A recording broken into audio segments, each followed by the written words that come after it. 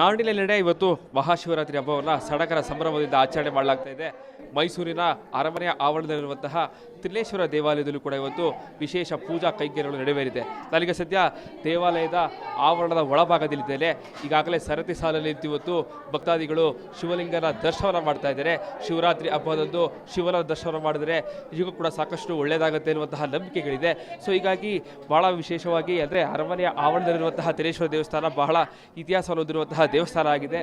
ಈ ನೋಡ್ತಾ ಇರ್ಬೋದು ಈಗಾಗಲೇ ದೃಶ್ಯಾವಳಿಯಲ್ಲಿ ಚಿನ್ನದ ಕೊಳಗವನ್ನು ಧಾರಣೆ ಮಾಡಿರುವಂತಹ ಶಿವಲಿಂಗ ಇದು. ಬೆಳಿಗ್ಗೆ 5:30 ಕೂಡ ವಿಶೇಷವಾದಂತಹ ಪೂಜಾ ಕೈಂಕರ್ಯಗಳನ್ನು ನೆರವೇರಿಸಲಾಗಿದೆ. ಚಿನ್ನದ ಕೊಳಗವನ್ನು ಧಾರಣೆ ಮಾಡಲಾಗಿದೆ. ಶಿವಲಿಂಗಕ್ಕೆ ಚಿನ್ನದ ಮುಖವಾಡ ಹಾಕಿದ ನಂತರದಲ್ಲಿ ನಿಜಕ್ಕೂ ಕೂಡ 1952ರಲ್ಲಿ ಜಯಚಾಮರಾಜೇಂದ್ರ ಒಡೆಯರವರು ಈ ಒಂದು ದೇವಾಲಯಕ್ಕೆ ಶ್ರೀಕಂಠ ನರಸಿಂಹ ಒಡೆಯರವರು ಹುಟ್ಟಿದ ನೆನಪಿನಾರ್ಥವಾಗಿ ಕೊಟ್ಟಂತಹ ಕಾಳಿಗೆ ಹರಕೆಯ ರೂಪದಲ್ಲಿ ಕೊಟ್ಟಿರುವಂತಹ ಚಿನ್ನದ ಮುಖವಾಡ ಇದು. ವರ್ಷಕ್ಕೆ ಒಂದು ಬಾರಿಯಷ್ಟೇ ಈ ಒಂದು ಮುಖವಾಡವನ್ನು ಧಾರಣೆ ಮಾಡಲಾಗುತ್ತೆ. ನೀವು ದೃಶ್ಯದಲ್ಲಿ ಗಮನಿಸ್ತಾ ಇರ್ಬೋದು. ಈಗಾಗಲೇ ಚಿನ್ನದ ಕೊಳಗ ಏನಿದೆ ಅದರ ಮೇಲ್ಭಾಗದಲ್ಲಿ ಗಂಗೆಯ ಒಂದು ಫೋಟೋ ಇದಿರುವಂಥ ಜೊತೆಗೆ ಅದರ ಪಕ್ಕದಲ್ಲಿರುವಂಥದ್ದು ಕೂಡ ಒಂದು ಅರ್ಧ ಚಂದ್ರವನ್ನು ಕೂಡ ಬೆಳ್ಳಿಯ ಇದರಲ್ಲಿ ಮಾಡಿರುವಂಥದ್ದು ಬಹಳ ವಿಶೇಷದಲ್ಲಿ ಕೂಡಿರುವಂತಹ ಚಿನ್ನದ ಮುಖವಾಡ ಇದು. ಈಗಾಗಲೇ ಗಂಗೆಯ ಪ್ರತಿಮೆಯನ್ನು ಕೂಡ ಮೇಲ್ಭಾಗದಲ್ಲಿ ಶಿವನ ಮೇಲ್ಭಾಗದಲ್ಲಿ ಇಡಲಾಗಿದೆ. ಜೊತೆಗೆ ಸುತ್ತಲೂ ಕೂಡ ವಿಶೇಷವಾದಂತಹ ಹೂವಿನ ಅಲಂಕಾರವನ್ನು ಮಾಡಲಾಗಿದೆ. ಬೆಳಿಗ್ಗೆಯಿಂದಲೂ ಕೂಡ ವಿಶೇಷ ಪೂಜೆಗಳ ನೆರವೇರಿಸಲಾಗಿರುವಂಥದ್ದು. ಈಗಾಗಲೇ ಮಹಾಮಂಗಳಾರತಿ ಕೂಡ ನೆರವೇರುವಂಥದ್ದು. ಇವತ್ತು ಬಹಳ ವಿಶೇಷವಾಗಿ ಶಿವರಾತ್ರಿ ಹಬ್ಬದಂದು ಕೂಡ ವಿಶೇಷವಾದಂತಹ ಪೂಜೆಗಳು ನಡೆಯುತ್ತೆ. ಇನ್ನು ಇವತ್ತಿನ ಪೂಜೆ ಬಗ್ಗೆ ಎಲ್ಲದರ ಬಗ್ಗೆ ಮಾತಾಡೋದ್ರ ಜೊತೆಗೆ ದೇವಾಲಯದ ಅರ್ಚಕರಾದ ಅವರ ಮಾತಾಡಿಸ್ತಾ ಹೋಗ್ತೀನಿ. ಗುರುಗಳು ಇವತ್ತು ಏನೇನು ಪೂಜೆಗಳು ನೆರವೇರುತ್ತೆ ಇವತ್ತು? ವಾಗರ್ತಾಯೋ ಸಂಪ್ರಪ್ತೋ ವಾಗರ್ತ ಪ್ರತಿಪತ್ತಯೇ ಜಗತ ಪಿತರೋ ಒಂದೇ ಪಾರ್ವತಿ ಪರಮೇಶ್ವರು. ವಿಶೇಷವಾಗಿ ಮೈಸೂರಿನಲ್ಲಿ ಶಿವರಾತ್ರಿ ವಿಶೇಷ. ಅದರಲ್ಲೂ ಅರಮನೆ ಕೋಟೆಯಲ್ಲಿರತಕ್ಕಂಥ ತ್ರಿನೇಶ್ವರನ ದರ್ಶನ ಬಹಳ ಪುಣ್ಯಕರವಾದದ್ದು. ರಾಮಾಯಣ ಕಾಲದಲ್ಲಿ ರಾಮನಿಗೆ ಲಂಕೆಗೆ ಹೋಗಲಿಕ್ಕೆ ಅಂಜುಮಂತನಿಗೆ ದಾರಿಯನ್ನು ಹೇಳಿದ ಜಾಗ ಇದು. ಈ ಕ್ಷೇತ್ರದಲ್ಲಿ ಇವತ್ತು ಶಿವರಾತ್ರಿ ಹಬ್ಬದ ಪ್ರಯುಕ್ತ ಬೆಳಿಗ್ಗೆ ತ್ರಿನೇಶ್ವರ ಸ್ವಾಮಿಗೆ ಪಂಚಾಮೃತ ಅಭಿಷೇಕ, ಲಘುನ್ಯಾಸಪೂರ್ವಕವಾಗಿ ಏಕವಾರ ರುದ್ರಾಭಿಷೇಕ ಆಗಿ ದೀಪಾರಾಧನೆಗಳಾಗಿದೆ. ಇಂದಿನ ನಿತ್ಯ ಪೂಜೆ ಆಗಿದೆ. ಸಂಜೆ 4:30ರಿಂದ ಜಾವಗಳ ಪೂಜೆ ಮುಖ್ಯ ಶುರುವಾಗುತ್ತೆ. ಶಿವರಾತ್ರಿಯಲ್ಲಿ ರಾತ್ರಿ ಕಾಲ 12 ಗಂಟೆ ಕಾಲದಲ್ಲಿ 3 ಭಾಗವನ್ನಾಗಿ 4 ಭಾಗ ಮಾಡಿದಾಗ 3 ಗಂಟೆ ಬೀಳುತ್ತೆ. ಅಂದರೆ 4 ಜಾವಗಳ ಪೂಜೆ ವಿಶೇಷವಾಗುತ್ತೆ. ಅದು ವಿಶೇಷವಾದ ಪೂಜೆ ನಡೆಯುತ್ತೆ. ಇವತ್ತು ಮನೆಯಲ್ಲಿ ಪೂಜೆ ಮಾಡುವಂಥವ್ರು ಯಾವ ರೀತಿಯಾಗಿ ಪೂಜೆಯನ್ನು ಮಾಡಬೇಕು ಅಂತ? ಈಶ್ವರನಿಗೆ ಮುಖ್ಯವಾಗಿ ಪ್ರೀತವಾದಂಥದ್ದು ಬಿಲ್ವಪತ್ರೆ. ಈಶ್ವರನಿಗೆ ನಿಮ್ಮ ಮನೆಯಲ್ಲಿ ಹೇಗೆ ಶಕ್ತಿ ಇದೆಯೋ ಆ ರೀತಿಯಾಗಿ ಈಶ್ವರನಿಗೊಂದು ಬಿಲ್ವಪತ್ರೆಯನ್ನು ಅರ್ಪಣೆ ಮಾಡಿದ್ರೆ ಸಾಕಂತೆ ಭಗವಂತ ಒಲ್ದು ಬಿಡ್ತಾನೆ. ಆ ಈಶ್ವರನಿಗೆ ಯಾವ ಪತ್ರೆ ಆಗುತ್ತೋ ಆ ಪತ್ರೆಯಲ್ಲಿ ಈಶ್ವರನನ್ನು ಅರ್ಚನೆ ಮಾಡಿ, ಕೈಲಾದರೆ ಹಾಲು, ಇಲ್ಲ ಬರೀ ನೀರಿನಿಂದಲೇ, ನೀರು ಸಹ ಈಶ್ವರನ ಪ್ರೀತಿ. ಯಾವುದು ನಮಗೆ ಭಕ್ತಿಯಿಂದ ಏನನ್ನು ಸಮರ್ಪಣೆ ಮಾಡ್ತೀವೋ ಭಗವಂತ ಅದನ್ನು ತಗೋತಾನೆ. ನಮ್ಮ ಕೈಲಾದ ಶಕ್ತಿಯಲ್ಲಿ ನಾವು ಯಾವ ರೀತಿಯಲ್ಲಿ ಪೂಜೆ ಮಾಡಿದ್ರೂ ಭಗವಂತ ತಗೋತಾನೆ.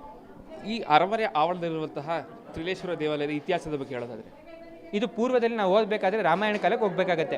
ರಾಮಾಯಣ ಕಾಲದಲ್ಲಿ ತೃಣಬಿಂದು ಮಹರ್ಷಿಗಳು ಎಂಬತಕ್ಕಂಥ ಉಲ್ಲೇಖ ಬರುತ್ತೆ. ಆನಂದ ರಾಮಾಯಣ ತಕ್ಕಂಥ ಗ್ರಂಥದಲ್ಲಿ ನಮಗೆ ಅವರ ಆಧಾರ ಸಿಗುತ್ತೆ. ಅದರ ಪ್ರಕಾರವಾಗಿ ಅವರು ಈ ದೊಡ್ಡ ಕೆರೆ ಏನಿದೆಯೋ ಆ ಕೆರೆಯಲ್ಲಿ ಅವರು ಆಶ್ರಯ ತಗೊಂಡು ಈಶ್ವರನ ಸಾಕ್ಷಾತ್ಕಾರ ಪಡ್ಕೊಂಡಿರ್ತಾರೆ. ಅವರು ಲಂಕೆಗೆ ಹನುಮಂತ ಹೋಗಬೇಕಾದಾಗ ಈ ಮಾರ್ಗದಲ್ಲಿ ಬಂದು ಇವರ ಬಳಿ ದಾರಿಯನ್ನು ಕೇಳಿಬಿಟ್ಟು ಹೋದ ಅಂತಕ್ಕಂಥ ಪ್ರತೀತಿ ಇದೆ. ಅಷ್ಟು ಪ್ರಾಚೀನವಾದಂಥ ದೇವಸ್ಥಾನ. ಮೈಸೂರು ಎಂಬತಕ್ಕಂಥ ಹೆಸರೇ ಇರಲಿಲ್ಲ ನಗರಕ್ಕೆ, ಅದಕ್ಕಿಂತ ಪೂರ್ವದಲ್ಲಿದ್ದಂಥ ದೇವಸ್ಥಾನ. ಚಿನ್ನದ ಕೊಳಗ ಧಾರಣೆ ಮಾಡಿರುವಂತಹ ಶಿವಲಿಂಗನ ದರ್ಶನ ಮಾಡಿದ್ರೆ ಎಷ್ಟು ಪುಣ್ಯ ಸಿಗುತ್ತೆ ಅಂತ?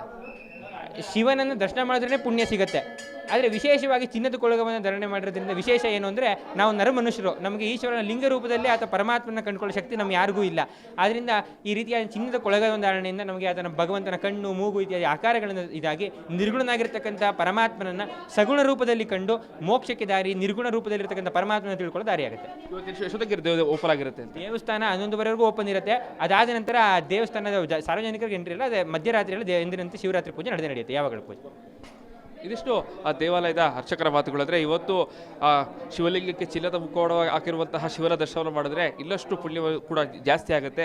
ಮನೆಯಲ್ಲಿ ಎಲ್ಲರೂ ಕೂಡ ಬಿಲ್ಪತ್ರೆಗೆ ಪೂಜೆಯನ್ನು ಸಲ್ಲಿಸಿದ್ರೆ ಶಿವಲಿಗೆ ಪೂಜೆ ಸಲ್ಲಿಸಿದಾಗ ಈಶ್ವರಿಗೆ ಪೂಜೆ ಸಲ್ಲಿಸಲಾಗುತ್ತೆ. ಸೊ ಹೀಗಾಗಿ ಇವತ್ತು ಭಾಳ ವಿಶೇಷವಾದದ್ದಿದೆ. ಸೊ ಹೀಗಾಗಿ ಎಲ್ಲರೂ ಬಂದು ದರ್ಶನವನ್ನು ಪಡೆದುಕೊಳ್ಬೋದು ಅನ್ನುವಂತಹ ಮಾತುಗಳನ್ನು ಹೇಳ್ತಾ ಇರುವಂಥದ್ದು. ಕ್ಯಾಮ್ರಾ ಪರ್ಸನ್ ಸಚಿನ್ ಜೊತೆಗೆ ವಿನೋದ್ ಪಡವರಲ್ಲಿ ಬಬ್ಬಿ ಕನ್ನಡ, ಮೈಸೂರು. ನಾಡಿನೆಲ್ಲೆಡೆ ಇವತ್ತು ಮಹಾಶಿವರಾತ್ರಿ ಹಬ್ಬವನ್ನು ಸಡಗರ ಸಂಭ್ರಮದಿಂದ ಆಚರಣೆ ಮಾಡಲಾಗ್ತಾ ಇದೆ. ಮೈಸೂರಿನ ಅರಮನೆಯ ಆವರಣದಲ್ಲಿರುವಂತಹ ತ್ರಿನೇಶ್ವರ ದೇವಾಲಯದಲ್ಲೂ ಕೂಡ ಇವತ್ತು ವಿಶೇಷ ಪೂಜಾ ಕೈಂಕರ್ಯಗಳು ನಡೆವೇರಿದೆ. ನನಗೆ ಸದ್ಯ ದೇವಾಲಯದ ಆವರಣದ ಒಳಭಾಗದಲ್ಲಿದ್ದೇನೆ. ಈಗಾಗಲೇ ಸರತಿ ಸಾಲಲ್ಲಿ ಇವತ್ತು ಭಕ್ತಾದಿಗಳು ಶಿವಲಿಂಗನ ದರ್ಶನ ಮಾಡ್ತಾ ಇದ್ದಾರೆ. ಶಿವರಾತ್ರಿ ಹಬ್ಬದಂದು ಶಿವನ ದರ್ಶನ ಮಾಡಿದರೆ ನಿಜಕ್ಕೂ ಕೂಡ ಸಾಕಷ್ಟು ಒಳ್ಳೆಯದಾಗುತ್ತೆ ಎನ್ನುವಂತಹ ನಂಬಿಕೆಗಳಿದೆ. ಸೊ ಹೀಗಾಗಿ ಬಹಳ ವಿಶೇಷವಾಗಿ ಅಂದರೆ ಅರಮನೆಯ ಆವರಣದಲ್ಲಿರುವಂತಹ ತ್ರಿನೇಶ್ವರ ದೇವಸ್ಥಾನ ಬಹಳ ಇತಿಹಾಸ ಹೊಂದಿರುವಂತಹ ದೇವಸ್ಥಾನ ಆಗಿದೆ. ಈ ನೋಡ್ತಾ ಇರ್ಬೋದು ಈಗಾಗಲೇ ದೃಶ್ಯಾವಳಿಯಲ್ಲಿ ಚಿನ್ನದ ಕೊಳಗವನ್ನು ಧಾರಣೆ ಮಾಡಿರುವಂತಹ ಶಿವಲಿಂಗ ಇದು. ಬೆಳಿಗ್ಗೆ ಏನು 5:30ರಿಂದಲೂ ಕೂಡ ವಿಶೇಷವಾದಂತಹ ಪೂಜಾ ಕೈಂಕರ್ಯಗಳನ್ನು ನೆರವೇರಿಸಲಾಗಿದೆ. ಚಿನ್ನದ ಕೊಳಗವನ್ನು ಧಾರಣೆ ಮಾಡಲಾಗಿದೆ. ಶಿವಲಿಂಗಕ್ಕೆ ಚಿನ್ನದ ಮುಖವಾಡಲಾಗಿದೆ. ನಂತರದಲ್ಲಿ ನಿಜಕ್ಕೂ ಕೂಡ 1952ರಲ್ಲಿ ಏನು ಜಯಚಾಮರಾಜೇಂದ್ರ ಒಡೆಯರವರು ಈ ಒಂದು ದೇವಾಲಯಕ್ಕೆ ಏನು ಶ್ರೀಕಂಠ ನರಸಿಂಹ ಒಡೆಯರವರು ಹುಟ್ಟಿದ ನೆನಪಿನಾರ್ಥವಾಗಿ ಕೊಟ್ಟಂತಹ ಕಾಳಿಗೆ ಹರಕೆಯ ರೂಪದಲ್ಲಿ ಕೊಟ್ಟಿರುವಂತಹ ಚಿನ್ನದ ಮುಖವಾಡ ಇದು. ವರ್ಷಕ್ಕೆ ಒಂದು ಬಾರಿಯಷ್ಟೇ ಈ ಒಂದು ಮುಖವಾಡವನ್ನು ಧಾರಣೆ ಮಾಡಲಾಗುತ್ತೆ. ನೀವು ದೃಶ್ಯದಲ್ಲಿ ಗಮನಿಸ್ತಾ ಇರ್ಬೋದು.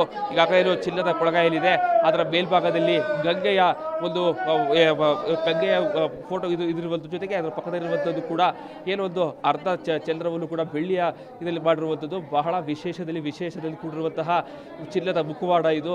ಈಗಾಗಲೇ ಗಂಗೆಯ ಪ್ರತಿಮೆಯನ್ನು ಕೂಡ ಮೇಲ್ಭಾಗದಲ್ಲಿ ಶಿವನ ಮೇಲ್ಭಾಗದಲ್ಲಿ ಇಡಲಾಗಿದೆ. ಜೊತೆಗೆ ಸುತ್ತಲೂ ಕೂಡ ವಿಶೇಷವಾದಂತಹ ಹೂವಿನ ಅಲಂಕಾರವನ್ನು ಮಾಡಲಾಗಿದೆ. ಬೆಳಿಗ್ಗೆಯಿಂದಲೂ ಕೂಡ ವಿಶೇಷ ಪೂಜೆಗಳ ನೆರವೇರಿಸಲಾಗಿರುವಂಥದ್ದು. ಈಗಾಗಲೇ ಮಹಾಮಂಗಳಾರತಿ ಕೂಡ ನೆರವೇರುವಂಥದ್ದು. ಇವತ್ತು ಬಹಳ ವಿಶೇಷವಾಗಿ ಶಿವರಾತ್ರಿ ಹಬ್ಬದಂದು ಕೂಡ ವಿಶೇಷವಾದಂತಹ ಪೂಜೆಗಳು ನಡೆಯುತ್ತೆ. ಇನ್ನು ಇವತ್ತಿನ ಪೂಜೆಯ ಬಗ್ಗೆ ಎಲ್ಲದರ ಬಗ್ಗೆ ಮಾತಾಡೋದ್ರ ಜೊತೆಗೆ ದೇವಾಲಯದ ಅರ್ಚಕರಾದ ಅವರ ಮಾತಾಡಿಸ್ತಾ ಹೋಗ್ತೀನಿ. ಗುರುಗಳು, ಇವತ್ತು ಏನೇನು ಪೂಜೆಗಳು ನೆರವೇರುತ್ತೆ ಇವತ್ತು? ವಾಗರ್ತಾಯೋ ಸಂಪ್ರಪ್ತೋ ವಾಗರ್ತ ಪ್ರತಿಪತ್ತಯೇ ಜಗತ ಪಿತರೋ ಒಂದೇ ಪಾರ್ವತಿ ಪರಮೇಶ್ವರು. ವಿಶೇಷವಾಗಿ ಮೈಸೂರಿನಲ್ಲಿ ಶಿವರಾತ್ರಿ ವಿಶೇಷ. ಅದರಲ್ಲೂ ಅರಮನೆ ಕೋಟೆಯಲ್ಲಿರತಕ್ಕಂಥ ತ್ರಿನೇಶ್ವರನ ದರ್ಶನ ಬಹಳ ಪುಣ್ಯಕರವಾದದ್ದು. ಚತುರ್ಯುಗ ರಾಮಾಯಣ ಕಾಲದಲ್ಲಿ ರಾಮನಿಗೆ ಲಂಕೆಗೆ ಹೋಗಲಿಕ್ಕೆ ಅಂಜುಮಂತನಿಗೆ ದಾರಿಯನ್ನು ಹೇಳಿದ ಜಾಗ ಇದು.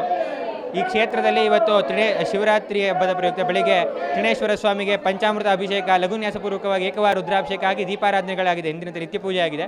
ಸಂಜೆ 4:15ರಿಂದ ಜಾವಗಳ ಪೂಜೆ ಮುಖ್ಯ ಶುರು ಆಗುತ್ತೆ. ಶಿವರಾತ್ರಿಯಲ್ಲಿ ರಾತ್ರಿ ಕಾಲ 12 ಗಂಟೆ ಕಾಲದಲ್ಲಿ ಮೂರು ಭಾಗವನ್ನಾಗಿ 4 ಭಾಗ ಮಾಡಿದಾಗ 3 ಗಂಟೆ ಬೀಳುತ್ತೆ. ಅಂದರೆ 4 ಜಾವಗಳ ಪೂಜೆ ವಿಶೇಷವಾಗುತ್ತೆ. ಅದು ವಿಶೇಷವಾದ ಪೂಜೆ ನಡೆಯುತ್ತೆ.